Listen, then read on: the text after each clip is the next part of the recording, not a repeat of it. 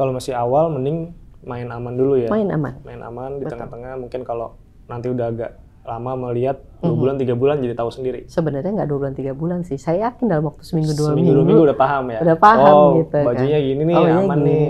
Gitu. Bahkan mungkin jangan-jangan ada satu titik industri kreatif yang dia datang pakai kemeja tuh dia akan dinilai rapi. Bisa saja gitu. Ya, oke. Nah, kemudian biasanya perusahaan punya panduan grooming ya, Mbak? Kayak di MUC kan kita ada ya kita panduan ada. grooming. Harusnya tuh ada ya. Setiap perusahaan yang profesional sebenarnya punya panduan. Tapi nggak semua perusahaan itu mikirin hal-hal seperti itu.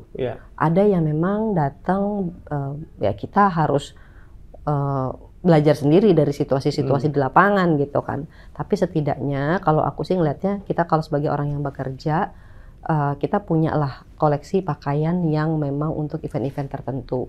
Misalnya kalau baju kerja, ya kita lihat industrinya apa, ya kita punyalah setelan kemeja yang bagus, rapi, yang nggak kita pakai buat nongkrong ya, itu pakai buat kerja. Kalau misalnya kita dunia kreatif yang membolehkan pakai kaos, ya mohon dibedakan kaos tidur sama kaos untuk pergi ke kantor. Karena itu kan mungkin kaosnya sama sih Mbak, warnanya hitam. Kaos tapi main. Kaos main.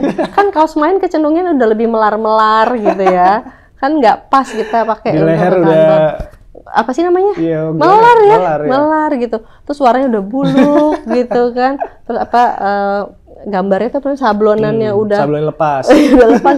Itu kan hal yang nggak pas. Tetap kita hargai diri kita dengan memiliki pakaian-pakaian yang memang buat pekerja. Apalagi untuk event, untuk event-event tertentu kita juga antisipasi kita harus punya ya, gitu. Untuk event khusus gitu. Jadi guys, Mbak Eri ini orang yang salah satu yang bawel banget di kantor ya, di MUC. Soal pakaian. Gue ingat banget awal-awal kerja itu kalau misalkan bajunya tabrak lari gitu ya. Tabrak lari tuh kayak baju sama celana nggak matching warnanya. Oh iya.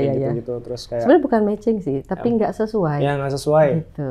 Nah itu pasti dibawelin tuh, cerewet banget. Makanya kalau lagi pas kita sadar, wah lagi nggak sesuai nih bajunya, kita ngumpet biasanya kalau ada Mbak Eri, mending malas lah dibandingkan diceng-cengin sama dia gitu. Ya saya juga paling nggak setuju tuh kalau misalnya teman-teman pakai batik, terus teman-teman pakai kaos daleman. Iya. Terus kaos dalemannya nongol. Kelihatan. Itu saya suka marah. Ini kamu ya nggak pas. Kalau pakai batik harus pakai oblong, sehingga nggak balapan di leher.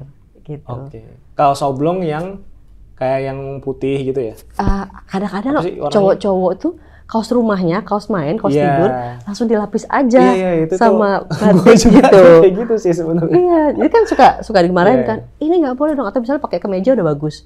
Terus dia mungkin nggak kehabisan singlet maybe ya. Terus dia tinggal pakai kaos tidurnya aja, warnanya hitam kadang-kadang. Dan kadang garisnya tuh udah buluk gitu. Jadi kan jadi jelek. Harusnya gitu. kalau pakai dalaman jangan yang kelihatan di leher ya. Yang harus V atau yang tapi bulat. Saya agak-agak gimana gitu mau V-neck sih. Gitu. Atau minimal bulat, jadi intinya nggak boleh balapan sih. Kecuali stylenya adalah pakai yang kemeja kotak-kotak itu, terus emang pakai dalaman kaos. Itu pun kaos yang di dalam yang kemudian dibuka di expose itu tidak boleh kaos tidur yang udah melar sekali lagi. Gitu, tetap harus di kondisi yang harus prima. Harus yang proper lah ya kaosnya ya. Gitu. Ya itu saya bilang koleksi pakaian kerja yang tidak dicampur dengan kegiatan nongkrong apalagi tidur. Gitu. Nah, selebih lagi juga kita harus punya koleksi untuk pakaian untuk event-event khusus. Gitu. Kayak apa pakaian Mbak event khusus tuh? Event khusus misalnya gini, kita ada undangan makan malam, atau kita gathering klien, atau kita menghadiri sebuah event peluncuran apa di hotel yang bagus gitu ya, atau event yang memang resmi. Kita harus pakai, kalau laki-laki lebih mungkin pakai jas atau minimal blazer dan kemeja. Kalau perempuan mungkin pakai dress atau dia pakai kebaya. Kalau dress code-nya menyatakan tradisional gitu atau nasional. Nah kalau zaman sekarang tuh kan sebenarnya mudah. Anda tuh nggak mesti punya. Sewa kan banyak gitu kan, tinggal referensi kita. Jadi sebenarnya untuk berpenampilan baik itu tidak perlu mahal kalau zaman sekarang. Tapi tahu pakem dan etikanya, karena everything bisa disewa. Gitu. Apa sih yang nggak bisa disewa zaman sekarang? Pacar aja disewa. Saking biar dibilang bisa punya pacar gitu. Iya, ibaratnya gitu. Kalau cowok tadi ya minimal ada jas. Batik lengan panjang. Bukan minimal. Kalau ada bagus pakai jas atau batik lengan panjang atau kemejanya juga lengan panjang juga kali ya. Kemeja lengan panjang. Kalau event yang khusus tadi ya. Betul. Oke, berarti tadi ya balik lagi yang perlu diperhatikan dari dress code itu kalau masih awal masuk perusahaan main aman dulu, menyesuaikan dengan cara berpakaian dari orang-orang di sekitar ya. Atau kalau ada panduan groomingnya, alhamdulillah bisa ngecek di situ. Atau kalau Anda memang karyawan baru di suatu tempat, yang ideal adalah menanyakan kepada orang yang merekrut Anda. Ya pertama kali datang itu kan, atau Anda lagi berproses, Anda diterima nih. Anda bisa nanya, kalau di kantor ini berpakaiannya seperti apa ya, gitu. Itu lebih baik, atau mencegah ya daripada yang namanya salah kostum. Dan juga tadi ya yang Mbak Eri sampaikan ya, kita perlu menjaga kualitas pakaiannya ya. Jangan asal ada aja gitu. Nah, nggak boleh. Kadang kita nganggap, kadang mungkin kalau menurut gua, kadang mungkin kita itu nggak terlalu punya tes yang baik juga ya Mbak. Bisa jadi. Itu kan perlu ngobrol juga sama orang yang mungkin punya tes lebih baik ya, entah temen atau misalkan di kantor ada atasannya atau. Tapi gini, kalau saya perhatikan orang sekarang tidak pusing dengan tes baik atau tidak, karena di media sosial udah banyak banget panduan. Saya bahkan saya sempat dapat itu panduan mix and match warna baju pria. Dia kan suka problem itu laki-laki ya. Laki-laki itu kan tidak kenal warna kan. Bener. Dia bisa pakai biru navy ketemu celana hitam. Kaos kakinya kaos kakinya putih kadang-kadang, atau yang ada aja, atau bolong kadang-kadang itu. Aja, kan? Nah itu ada beberapa influencer yang sangat bermanfaat. Mereka mengajarkan padu padan warna dengan kulit yang cocok. Nah perempuan juga sama, influencer tuh bisa menjadi referensi, karena orang sekarang itu para influencer tuh nggak mesti semuanya yang cantik, yang berbadan baik. Bahkan ada yang memang misalnya badannya nggak proper, tapi dia bisa memberi referensi untuk tetap enak dilihat gitu. Jadi ilmu pengetahuan dan teknologi itu memberi informasi lebih banyak saat ini. Soal mau effort lebih ya, ngelihat di media sosial, mungkin kita bisa dapat mana yang paling fit buat badan kita ya. Betul. Oke, itu tadi terkait dress code udah selesai terkait dress code. Kurang lebih seperti itu ya. Kalau mau aman ya tadi masukannya dari Mbak Eri ya. Lanjutin nih Mbak. Ini bagian yang gue cukup suka ya, terkait komunikasi. Ya, komunikasi dan juga attitude. Ya. Gimana Mbak kalau menurut Mbak Eri terkait dengan etika berkomunikasi di dalam dunia kerja? Oke, komunikasi ini kan sebenarnya banyak ya. Tapi paling dasar tuh menurut saya yang sangat red flag adalah ketika kita menggunakan kata-kata kasar. Kenapa? Saya perhatikan sekarang.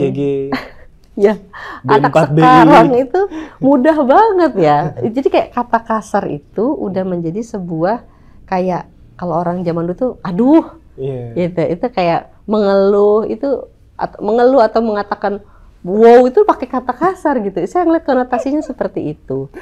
Ya sebenarnya kalau anak sekarang bilang tuh nggak asik banget sih. Ya dunia ini kan bukan generasi kalian doang gitu loh.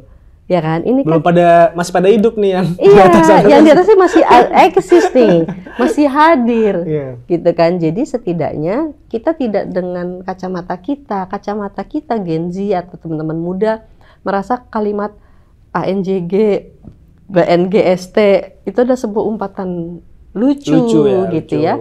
Tapi buat itu tuh shocking, nggak usah itu Gen Y aja milenial ngeliat tuh kok berani sekali gitu. Apalagi generasi X langsung mukanya merah. Baby boomer teriak kali ada bicara begitu, itu stres. Jadi kata kasar tolong untuk tidak kita pakai di dunia profesional, di pergaulan kantor. Kalau nongkrong mungkin lain ceritanya. Itu pun sebagai newbie lihat dulu, tahan diri dulu gitu. Lihat dulu nongkrongnya sama siapa sama siapa. Karena teman nongkrong Anda di dunia kerja adalah Anda kenal, Anda tahu benar-benar ya baru. Anda nggak bisa tahu bahwa dia itu sesama lah sama Anda, seasik itu, se-excuse itu. Jadi selama kita belum tahu banget, nggak usah lah pakai kata-kata itu. Oke, kalau slang gimana Mbak? Kalimat slang itu berarti gimana? Dunia kerja atau tongkrongan? Ya, kalau slang, kalau menurut aku, kalau kita mau bahas soal pekerjaan dengan bahasa slang, itu tricky. Karena kita nggak tahu bahasa slang kita ditangkap apa nggak yang sama. Gitu. Apalagi lintas generasi. Hindari slang-slang yang itu bahasa gaulnya Anda doang. Gitu. Jadi hati-hati penggunaan slang karena nggak semua orang memastikan itu sama, apalagi kalau beda generasi. Bisa poin yang Anda mau sampaikan itu nggak nyampe. Iya. Gitu. Jadi gambling juga ya. Gambling gitu. Kecuali mungkin lawannya udah ketahuan masuk gitu, misalkan dia punya ya mungkin terkait lebih ke jokes ya, kadang-kadang kan ada jokes yang kita tahu ini masuk di pihak ini, pihak A, pihak B gitu ya. Kalau nongkrong sih menggunakan kata slang itu nggak resiko, biasa aja. Tapi kalau di dunia kerja Anda bisa memaparkan informasi, memaparkan presentasi pekerjaan menggunakan kata slang, itu menurut saya tricky sih. Khawatirnya salah tangkap karena bisa pemahamannya jadi beda. Gitu. Jadi kalau eventnya di pekerjaan tapi lagi formal ya jangan pakai yang slang juga, mungkin lebih aman ya Mbak ya? Lebih aman. Kecuali di pekerjaan tapi teman nongkrong, lagi istirahat, lagi ya kan? Lagi istirahat agak-agak slang dikit, tapi kalau circle-nya yang kita tahu aman untuk ngomongin itu ya Mbak ya? Iya betul, jadi lo harus make sure dulu hal seperti itu. Oke. Berarti di sisi perkataan tadi, hindari kata kasar udah jelas red flag. Betul. Slang juga kalau di pekerjaan tapi formal lebih baik dihindari, kecuali di tongkrongan ya. Masih di dunia kerja tapi tongkrongan, circle-nya aman, boleh dipakai. Ada lagi nggak Mbak di luar itu? Kalau sekedar komunikasi kata-kata itu mungkin oke. Tapi gini, yang teman-teman harus paham, dalam berkomunikasi itu nggak cuma kata-kata. Ya, jadi ada, saya lupa ya nama panjangnya, tapi Albert siapa gitu kan bilang, ya ahli nih mengatakan, dia menghitung nih bahwa kalau berkomunikasi itu 55% itu yang ditangkap adalah bagaimana secara visual gitu. Terus 38%-nya itu yang ditangkap itu adalah dari vokal atau suara, intonasi penekanannya volume gimana gitu ya. 55%-nya lebih ke gestur ya. 38-nya lebih kepada intonasi, bagaimana orang tuh nyampein ya, penekanannya gitu. Sementara kata-kata tuh ditangkapnya 7%. Jadi kan kecil banget 7% tuh yang kata-kata yang ditangkap, 93%-nya adalah sesuatu yang sebenarnya bukan non kata-kata, di luar kata-kata gitu. Non-verbal Non-verbal. 93%. Gitu. Jadi itu harus diperhatikan. Iya. Jadi kan kita juga mesti perlu aware ya terkait dengan bagaimana ekspresi, kemudian intonasi dan juga body language ya. Karena itu kadang-kadang message-nya itu tergantung yang non-verbal tadi, bukan sekedar omongannya doang gitu kan. Betul. Kayak yang Mbak Eri mungkin beberapa kali pernah contohin ya kan, kalau menyatakan setuju atau ketidaksetujuan ya mukanya harus itu beda. Harus disesuaikan dengan maksudnya ya.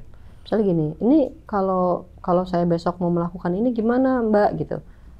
Ketika saya jawab serah lu deh, tapi melengos, terus agak cemberut, marah nadanya juga ditekankan ya serah lu deh gitu, kayaknya nyerah gitu ya. Itu kan konotasinya akan beda ketika dia bertanya, Mbak kalau besok saya melakukan ini gimana? Jawabannya ya itu terserah, itu pilihanmu, tapi sambil menatap dia, iya terserah itu pilihanmu. Terserahnya kayak tulus gitu ya, bener-bener serah. Betul, jadi bukan serah lah, kan dengan muka cemberut, beda sama, walaupun katanya sama, terserah lo deh, yang satu dengan intonasi malas, hopeless, satu dengan intonasi yang serah lo, silakan. Ada tambahan, ada mimik wajah yang menyatakan it's your choice gitu kan. Nah itu kan akan beda, padahal katanya sama. Gitu. Jadi sebegitu pentingnya tadi gestur maupun intonasi tadi. Gitu.